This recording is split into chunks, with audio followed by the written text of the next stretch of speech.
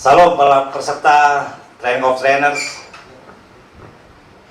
Panduan Komunitas Sel pada siang hari ini. Nah, hari ini mari kita lanjutkan pelajaran yang berikutnya, yang ketiga. Kita mempersiapkan training ini sebenarnya adalah training lanjutan dari tahun lalu. Kita mengadakan webinar pemuritan, dan di sanalah kita mulai mencanangkan atau mulai gerakan yang namanya pemuritan atau mentoring. Puji Tuhan, hari ini dari yang tahun lalu buku panduan komunitas sel telah di launching, dan hari ini kita belajar dari buku ini. Jadi 9 pelajaran hari ini dan besok diambil dari buku yang ada di tangan saya. Baik, saya pikir kita masuk kepada tujuan dan manfaat komunitas sel. Mari kita lihat pelajaran yang ketiga, tujuan dan manfaat komunitas sel. Nah, kita melihat komunitas sel bukanlah sebuah program, melainkan sebuah gaya hidup persekutuan, sebagaimana yang dimiliki oleh jemaat mula-mula. Banyak orang menganggap bahwa ketika dia masuk ke gereja, Komsel ini adalah sebuah program gereja, sebuah katakanlah kewajiban. Kalau saya mau menikah, dibaptis selam, jadi anggota jemaat atau dapat diakonia, baru harus wajib masuk komunitas sel. Nah, banyak orang yang mengerti kenapa, karena gereja lokal tidak memberikan sebuah pengertian yang benar bahwa Allah itu berkomunitas, Allah itu hidup di dalam komunitas. Itu sebabnya buku ini ada untuk mengingatkan setiap jemaat, khususnya jiwa baru yang masuk dalam gereja lokal kita, bahwa komunitas itu sangat penting. Mari kita lihat tujuan dari komunitas sel itu apa. Nah, ini Bapak Ibu peserta Training of Trainers hari ini harus diajarkan khususnya kepada jiwa baru. Bahkan mungkin jemaat lokal yang sudah tertanam pun belum mengerti kenapa dia ada di dalam komunitas sel. Mengapa dia harus melakukan pertemuan komunitas sel. Alasannya yang pertama, untuk menjadikan orang percaya murid Kristus. Amanat Agung mengatakan bahwa Yesus mendekati mereka dan berkata, "Kepadaku telah diberikan segala kuasa di surga dan di bumi, karena itu pergilah jadikanlah semua bangsa muridku." Ada perkataan murid di situ. Ketika saya lahir baru, saya ingat tahun 96, saya berada di dalam sebuah gereja yang bukan Pentakosta. Saya melihat bahwa tepuk tangan itu bagi saya di gereja itu yang lama itu sedikit tabu. Apalagi jika tingkat lompat-lompat dan mendengarkan suara pujian penyembahan dengan musik yang gemuruh. Tapi ketika saya masuk dalam Komsel, dibawa, dimenangkan lewat Komsel, saya dikasih tahu bahwa saya harus tertanam karena saya harus jadi murid Kristus sejati. Tuhan Yesus naik ke surga dan dia berpesan kepada murid-muridnya. Pesannya sampai hari ini sama, yaitu pergilah jadikanlah semua bangsa muridku, bukan jemaatku, saudara. Kenapa banyak gereja berantem? Karena merebutin jemaat, bukan membina, melahirkan pemimpin. Saudara, saya banyak melahirkan pemimpin, dan pemimpin itu justru saya berikan kepada gereja lokal lain, saya sumbangkan, saudara. Ke satu gereja di Australia, ketika anak murid saya datang ke sana, saya hubungi, bisa nggak pelayanan orang ini bagus dan sebagainya. Hari ini jadi wakil gembala, saudara. Saya muridkan, saya bina dalam Komsel, mungkin umurnya 1 SMA. Ada seorang yang saya bina dalam Komsel, hari ini udah jadi pemimpin di sebuah gereja di Singapura. Nah, hari ini mungkin nanti kalau masuk dia bisa bersaksi bagaimana tahun 99, tahun 2000 saya memuridkan dia. Saudara, kalau kita fokus dalam pemuritan, gak usah pusing, silakan. Justru kalau gereja lain memakai murid kita yang sudah bahkan lebih dari kita pelayanannya, puji Tuhan, saudara. Kenapa kita mesti takut? Karena Yesus berkata, jadikanlah semua bangsa murid. Puji Tuhan, saudara, kalau kita jemaat kita meningkat banyak dan jadi murid semua. Yang kedua, mengapa Komsel itu penting? Untuk menjangkau dan memenangkan jiwa terhilang. Komsel kenapa stuck, kenapa berantem terus, kenapa nggak bertumbuh? Karena kehilangan fokus. Tujuan Komsel bukan ya datang, duduk, lalu lihat konsumsinya apa. Kalau konsumsinya katakanlah ya fast food, saya datang lah.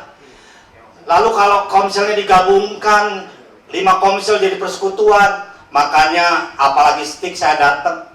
Tapi kalau Komselnya di gang, lewatin sumur, ya harus bertemu dengan tikus, ya makannya juga mungkin makanan gorengan dan air aqua gelas yang harga mungkin 500 perak, saya nggak datang lah. Saudara, kenapa? Karena Komsel kehilangan fokus.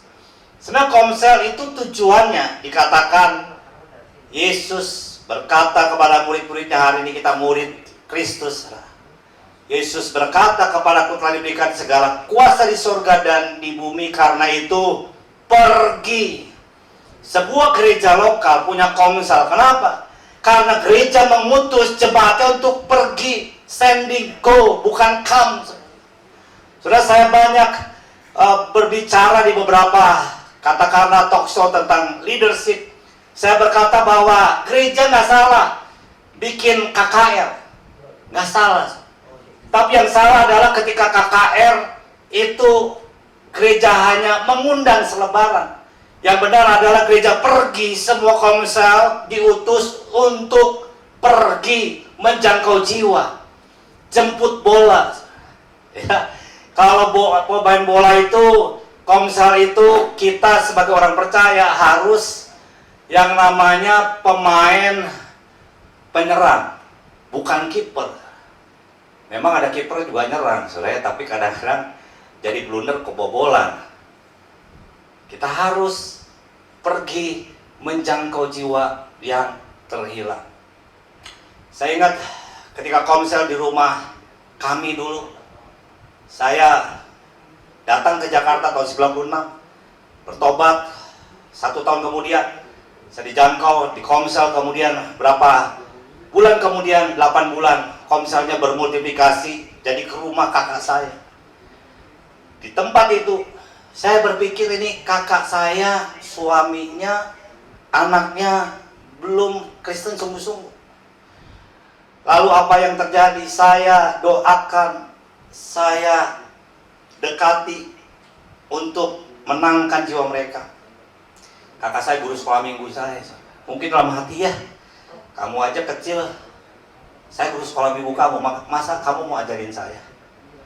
Tapi 9 tahun lamanya saya nggak pernah give up, saya doa dan saya terus, saudara, karena saya tahu Komsel ini bukan hanya untuk tempat berkumpul. Kalau berkumpul arisan aja, saudara. Kalau berkumpul klub ya udah ikut aja, geng motor, saudara, ya. Apalagi sekarang ada geng tanda kutip ya arisan di restoran, ya foto sana foto sini masuk Instagram, bukan. Komsel itu harus fokus memenangkan jiwa.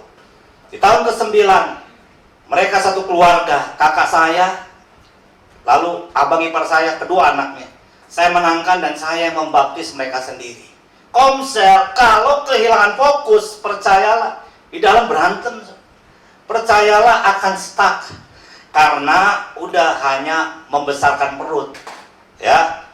Komsel datang karena ada makanan, bukan karena ada sebuah tujuan yang besar supaya jiwa dimenangkan untuk kemuliaan Tuhan. Berikan tepuk tangan yang paling meriah bagi Tuhan. Angkatkan tangan, saudara, lambaikan tangan. Haleluya. Yang ketiga, Komsel itu untuk menghadirkan kerajaan Allah dalam lingkungan di mana komunitas sel tersebut berada. Ada Komsel dulu 10 tahun, di situ ada geng narkoba, ada peredaran narkoba, aborsinya tinggi, kenakan remaja. Ngapain 10 tahun di situ? Karena Komsel ada di sebuah masyarakat, disitulah kingdom of God turun. Disitulah harusnya hadirat Tuhan turun. Ketika saya ada di Komsel, saya baru melihat bahwa Komsel itu harus merubah lingkungan. Kami mulai berdoa keliling di sekitar Komsel kami. Kami lewat doa keliling itu mempetakan, oh ini daerah ini, daerah ini, daerah ini. Satu hari sebelum kerusuhan tahun 98 terjadi di Jakarta, kita tahu ya ada yang namanya agenda reformasi. Ketika itu kami digerakkan Komsel doa keliling. Kita taat aja. Doa keliling tadinya di situ lihat ada daerah situ dekat Trisakti, saudara. Ya ada permainan biliar tapi anak remaja suka berjudi. Lalu ada bioskop kecil dan memutar film-film yang tidak layak ditonton anak remaja. Kami doakan saja. Tiba-tiba setelah kami doakan gak cukup. Kami disuruh Tuhan berdoa di Trisakti. Gak cukup kami berdoakan di Citralem. Soalnya kita taat aja 2 minggu kemudian kerusuhan. Kita tahu Trisakti mulanya meletus. Ada berapa mahasiswa ditembak dan hanya 1 korban. Sudah baru kita tahu dan Tuhan berbicara, kalau kita nggak doa, mungkin korbannya itu sangat banyak. Komsel, kalau tidak bisa menghadirkan kerajaan Allah di sebuah lokasi, ini bukan Komsel, saudara. Ini klub ya, ini perkumpulan. Kita doa keliling, kita tahu ada 3 bandar judi dan narkoba di Komsel kami. Dan kita doa keliling. Dan apa yang terjadi? Saudara, 2 tahun kemudian doa kami dijawab. Ada peraturan narkoba diberantas, muncul BNN dan 3 orang gembong ini di lingkungan Komsel kami ditangkap. Saya melihat bahwa ketika Komsel berada, hadirat Allah harus diturunkan atas komunitas, atas masyarakat di mana Komsel itu berada. Yang keempat, Komsel harus membentuk karakter orang percaya jadi mulia. Saudara saya orang Tapanuli, saudara Batak. Orang Batak nih kalau lahir di, maaf nih Alaska aja tetap saudara. Ya, darahnya B1, B2, B3 saudara. Saya di Bandung, ngomong saya Sunda, tapi tetap aja saudara, temperamen saya temperamen Batak. DNA-nya orang tua saya orang Batak. Waduh, kalau dulu sebelum ikut Komsel, ini maaf nih, nyampe di Jakarta, karena kuliah saya di Medan, itu supir Metro Mini, bukan rempet ya, cuma nyelip mobil kami, saya kejar, saya palangin, saya turun, saya tantang. Saya bilang, memang kau aja orang Medan, aku orang Siantar, mau apa kau? Udah, saya tantang berantem. Saya masuk Komsel, kemudian lahir baru, baptis Roh Kudus. Mulai saat itu, waduh, saya mempersiapkan tempat pertemuan Komsel.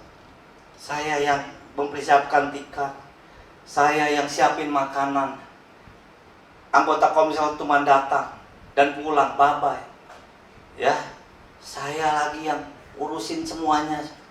Ya, ngepel juga karena pakai rumah kakak saya. Dalam hati ketika mereka pulang, begini banget sih nih orang gereja. Aduh, pusing saya bilang. Kemudian ketika saya itu wakil Komsel, satu anggota menulis surat suruh saya dipecat jadi wakil Komsel. Surat itu diberikan kepada gembala panggil saya, dilihatin suratnya, waduh sumpah serapah, padahal saya nggak ada salah. Saudara, saya mulai di situ tahu bahwa besi menajamkan besi, orang menajamkan sesamanya. Di Komsel karakter kita dibentuk. Di Komsel kita bisa melepaskan pengampunan karena di Komsel adalah komunitas keluarga ilahi. Di rumah kita punya keluarga secara biologis, ayah, ibu, kakak, adik. Tapi di Komsel kita punya keluarga secara rohani. Saya akan lepaskan pengampunan ke dia. Dan akhirnya kita mengalami rekonsiliasi. Saya ingat komunitas sel kami ketika kita rekonsiliasi, bermultiplikasi jadi 4 Komsel. Kita harus siap dibentuk lewat komunitas sel. Yang kelima, untuk menajamkan karunia-karunia Roh Kudus yang dimiliki oleh orang percaya untuk membangun tubuh Kristus. Saya sebelum jadi pengkhotbah saat ini, boro-boro saya datang ke Komsel, ya, saya gelagapan, waduh, ini kok orang awam bisa menyampaikan firman Tuhan. Lalu sebulan, 2 bulan saya ikutin. Akhirnya di bulan ke-7, ketua Komsel saya berkata, kamu bawa firman deh. Saya nolak. Enggak mau. Saya ini nggak kudus, saya nggak layak. Karena bagi saya pikir yang bisa membawakan firman itu harus sarjana teologi, lulusan seminari. Lalu ketua Komsel saya mendukung saya, nggak apa-apa, kamu bisa, kamu pelayan, nggak deh. Lalu saya masuk ke gereja lokal, saya juga mau melayani. Akhirnya mentor saya di atas ketua sel saya manggil saya ke rumah, ngomong, kalau gitu kamu bisa pelayanan apa? Saya bilang, kalau OHP saya mau deh. Hah? OHP? Ya udah kalau mau OHP. Kenapa OHP? Zaman dulu kan nggak ada layar, saudara ya, hanya OHP aja. Karena yang dilihat jemaat itu hanya rambut saya dari belakang. Dan saya lihat teman-teman saya tim pujian penyembahan di depan. Setahun, 2 tahun saya melayani itu. Tapi ketika seorang pengkhotbah, dia berkhotbah dan saya berkata pada Tuhan, satu hari bisa nggak saya seperti dia? Ketika saya ngomong seperti itu, kok kayaknya Tuhan jawab ya, langsung. Hamba Tuhan ini altar call. Dan anehnya, saya dipanggil pertama untuk maju, dan saya maju. Saya ditebak tangan berkata, kamu dipanggil menjadi hamba Tuhan. Dan panggilan itu telah ditepan. Selagi engkau dalam kandungan, saya nangis. Kemudian saya datang besoknya ke ketua sel saya mau dia melayani. Ya udah, nih kasih renungan. Wah, saya pikir kasih renungan ini bagaimana ya supaya nggak salah-salah. Saya bikin contekan 20 lembar. Untuk pertama kalinya saya bawa renungan 20 lembar, saya baca. Ketua sel, stop. Kamu baca novel atau mau menyampaikan firman Tuhan? Saudara, di Komsel tiba-tiba ada undangan untuk saya mulai menyampaikan kebenaran firman Tuhan. Ketua kelompok saya nggak bisa. Saya ditus, kamu deh, tuh ada sekolahan. Saya bilang nggak bisa, saya khotbah nggak bisa. Udah, kamu kok udah menyerahkan untuk pelayanan. Saya baru sadar bahwa ternyata di Komsel, kelompok kecil, karunia saya itu mulai muncul. Lalu saya datang ke undangan ibadah remaja itu. Waduh, baru 10 menit gemetar, 15 menit, amin, gak kuat. Tapi mentor saya di atas kasih terus kesempatan. Dan puji Tuhan hari ini saya bisa mengajar materi ini. Karena ada orang-orang yang memunculkan karunia-karunia apa yang Tuhan berikan dalam hidup saya. Dan itu dilalui lewat komunitas sel. Yang keenam, untuk melahirkan dan mengutus pemimpin baru.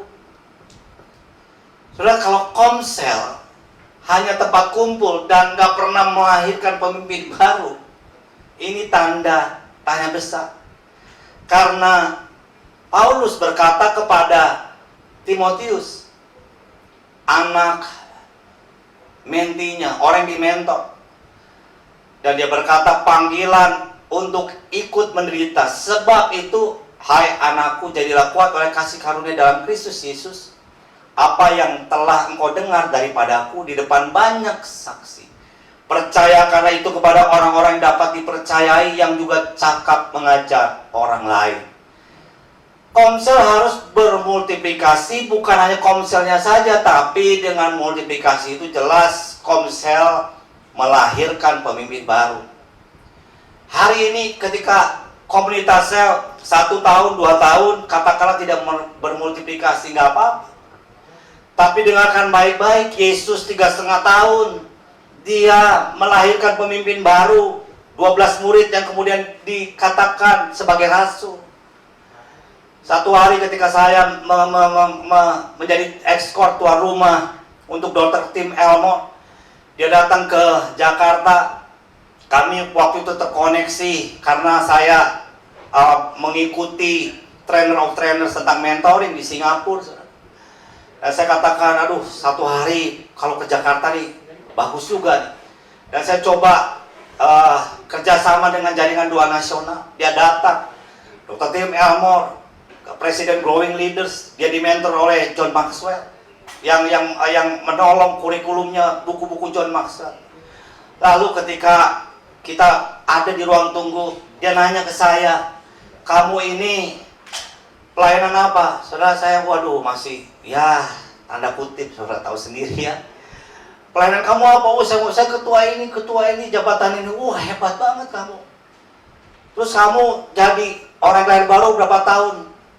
Saya katakan, ya hampir mungkin sekitar 15 tahun. Wah, hebat.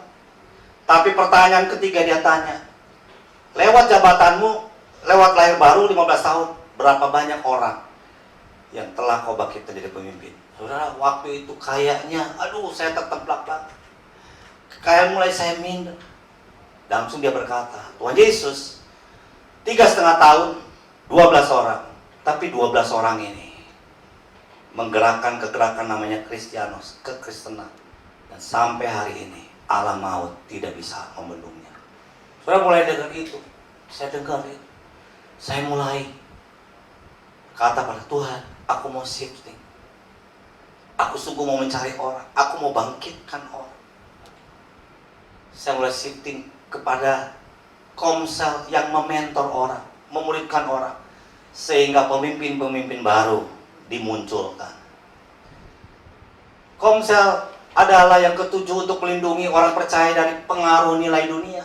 Hari ini media sosial kita tahu, kita tidak bisa membendung sepintar-pintarnya orang tua membuat password di media sosial anak-anak bisa membukanya. Hari ini kita tahu tontonan-tontonan yang gak pantas, pornografi dan lain sebagainya yang tidak memancarkan kekudusannya Allah, itu muncul di media sosial. Kita tahu hari ini sumpah serapah di media sosial, dan kita tahu hari ini media sosial akrab dengan pelayanan generasi, dan generasi justru dipengaruhi oleh media sosial yang isinya kontennya banyak yang rusak.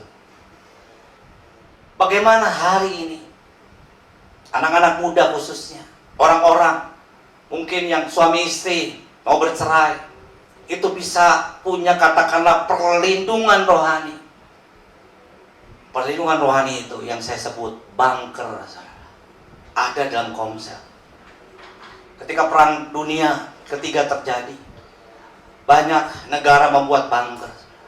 Mengapa? Ketika pesawat menyerang, ya, tidak terdeteksi, dan kalaupun dibom, mereka aman. Di bunker, saudara, di bawah tanah, ada suplai makanan, ada suplai minuman. Hari ini ingatkan ke jemaat kita, Komsel itu bunker supaya ketika engkau tanda kutip, engkau mau menyerah dalam pelayanan, ketika engkau konflik dalam pernikahanmu, ketika engkau letih dalam hidupmu, ketika engkau mungkin mau bunuh diri, ketika engkau mungkin melihat bahwa tidak ada pengharapan, ada teman-teman keluarga rohani yang mendukungmu. Ketika orang jatuh, Komsel bisa menguatkan. Komsel harus menjadi tempat perlindungan orang percaya dari pengaruh nilai dunia. Yang kedelapan, Komsel untuk belajar melayani tanpa pamrih. Sebelum orang dikatakan hebat melayani di mimbar, sudah cek. Saya berkata para leaders, para gembala, ketika saya datang beberapa kali mengisi training leadership untuk mentoring dan Komsel, saya berkata bahwa mencari pemimpin jangan di gereja lokal yang umum, jemaat umum, karena belum teruji. Kalau cari pemimpin bagus ke Komsel, kenapa? Dia datang komit di Komsel, pasti datang komit di gereja lokal. Kalau dia hanya datang ke gereja lokal, nggak mau Komsel, tanda tanya. Komitnya mungkin masih setengah. Tapi kalau mereka datang di gereja lokal, ibadah umum, tapi pertemuan Komsel setia, itu orang-orang yang setia, punya komitmen kepada gereja. Komsel melayani tidak dibayar ya 1 rupiah pun. Di Komsel orang melayani tanpa pamrih. Ada main gitar, ada yang bawa kue, ada yang ngepel, ada yang mungkin antar jemput dan lain sebagainya. Mengapa? Karena tulus. Ya, ini malah beda ketika kita di gereja lokal, mungkin naik mimbar, ya. Pandangan kita jemaat, waduh, kita mau show of force, kita mau tanda kutip diperhatikan, dipuji, tapi dalam Komsel justru kita melayani tanpa pamrih. Dan Komsel adalah sebenarnya itu adalah katakanlah wadah tempat untuk persiapan calon pemimpin gereja lokal dibentuk. Yang ke-9, Komsel. Kenapa penting? Karena di Komsel kita dapat dukungan dan kekuatan. Kita berkata Galatia 6 ayat 1 sampai 2. Saling membantulah kamu saudara-saudara. Kalaupun seorang kedapatan melakukan suatu pelanggaran, maka kamu yang rohani harus memimpin orang itu ke jalan yang benar. Dalam roh lemah lembut, sambil menjaga dirimu sendiri supaya kamu juga jangan kena pencobaan. Bertolong-tolonganlah menanggung bebanmu. Demikianlah kamu memenuhi hukum Kristus. Di Komsel, ketika orang mungkin mau surrender, mau berserah, ada banyak orang yang menopang doa dia. Ada banyak orang yang menguatkan dia. Satu hari, ada anggota Komsel kami, remaja, telepon jam 12 malam. Saya mau tidur, dia bilang, Bang Togi, ini cerita puluhan tahun yang lalu. Saya mau bunuh diri ini, saya di toilet. Waduh, saya bilang, kamu jangan main-main. Saya udah pegang pistol. Saya udah ada surat, nanti kalau saya ditemukan meninggal, kasih surat ini kepada papa saya. Saya bilang, tunggu dulu, kenapa? Saya bilang, saya ajak ketemu aja. Akhirnya, restoran yang buka 24 jam di Jakarta, di daerah Tamrin, kita ketemu. Udah tenang-tenang dulu. Apa sih nggak bisa selesaikan? Saya bujuk dia, saya doakan akhirnya mau ketemu. Soalnya dia udah nunggu di restoran itu, saya datang, dia nangis. Ya, maaf ibu, saya udah kemana-mana. Saya datang lebih nangis lagi. Orang liatin semua, saudara. Ya, dari kamu cerita dulu deh, kenapa? Wah, ternyata memang udah ada gerakan sedikit. Dia sungguh-sungguh mau bunuh diri. Saya kepahitan bapak saya suka tempelengin ibu saya. Saya nggak mau jadi laki-laki. Laki-laki itu jahat, padahal laki-laki. Saya ingin mengakhiri hidup saya aja, supaya nanti saya nggak menikah, dan lain sebagainya. Lalu saya mulai testimoni. Bagaimana papa saya juga keras. Bagaimana papa saya pernah melempar saya dengan piringan hitam mesinnya. Dan tangan saya 3 bulan nggak bisa digerakkan. Tapi saya katakan dulu, saya belum lahir baru, tapi saya udah tahu. Karena orang tua saya adalah orang tua saya. Saya berarti tidak bisa membencinya, bahkan harus mendoakan dia. Ketika saya bersaksi, dia mulai, saya mau doakan kamu, bolehkah? Bolehkah? Saya pegang bahu dia, semua orang lihat. Mungkin tanda kutip, dilihat tuh, waduh, ini cowok sama cowok nih, baru putus kali ya. Wah, tapi saya cuek aja. Ingat, dimanapun kita berada, 2-3 orang Tuhan hadir, dan hadirat Tuhan harus ada. Komunitas harus dibangun dan ada orang yang dipulihkan, itulah Komsel. Dia merasa, ya udah Kak, kalau gitu pulang.